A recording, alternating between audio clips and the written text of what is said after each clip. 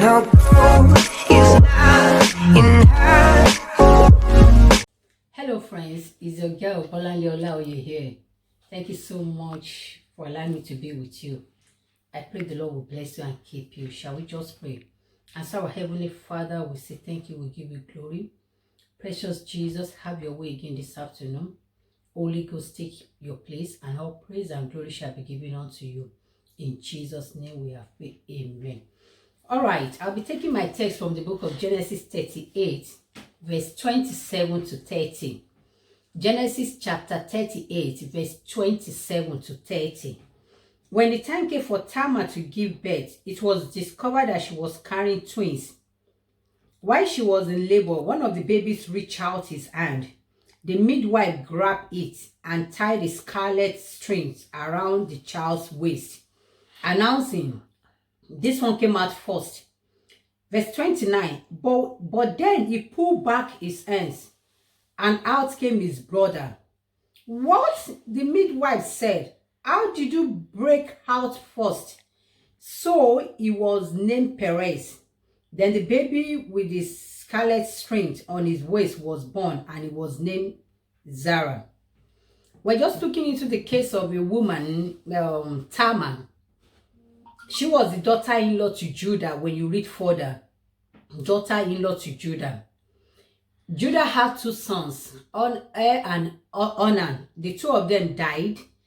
And after the two of them died, Tamar was told by Judah, "Go back to your father's house and remain there a widow."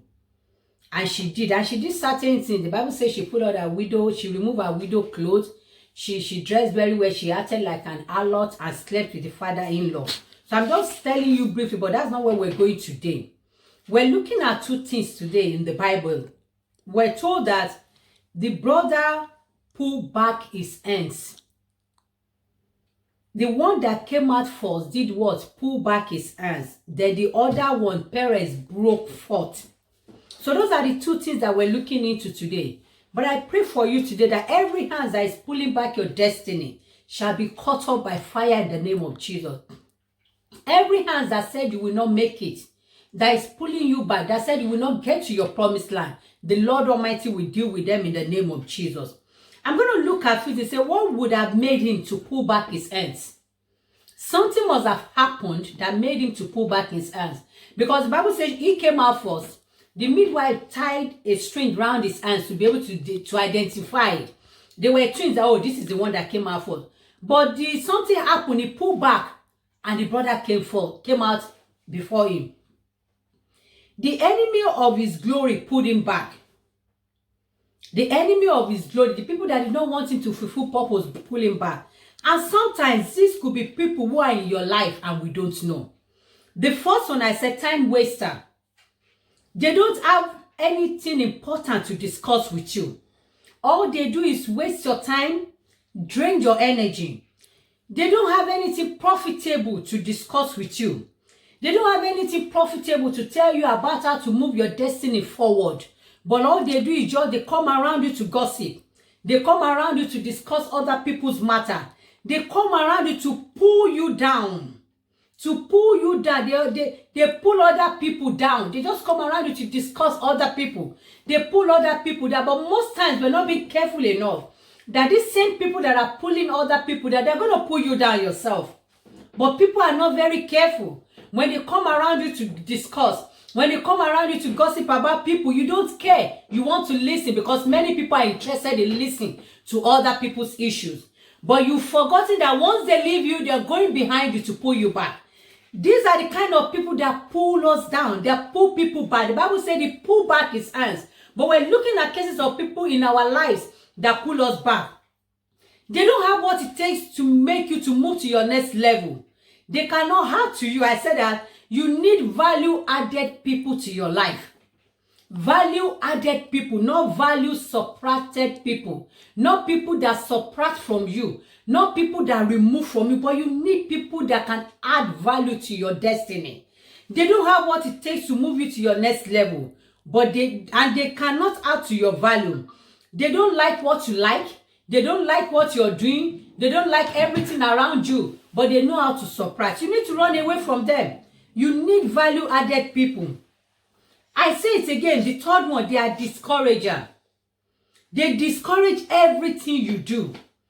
They don't see anything good in all that you do. They don't approve anything you do. They don't buy into your ideas. They don't buy into your vision. The problem is that they are there to discourage you.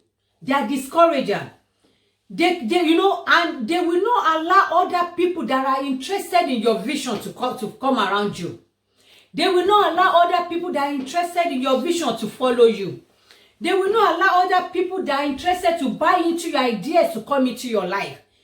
But remember, they don't need to approve your vision.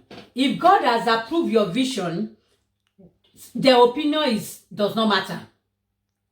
The opinion of men does not matter. They don't need to. And that's what happened to the case of David. In 1 Samuel chapter 17, verse 28 to 29. When David's father told David, go and give your brother food, they were on the battlefield.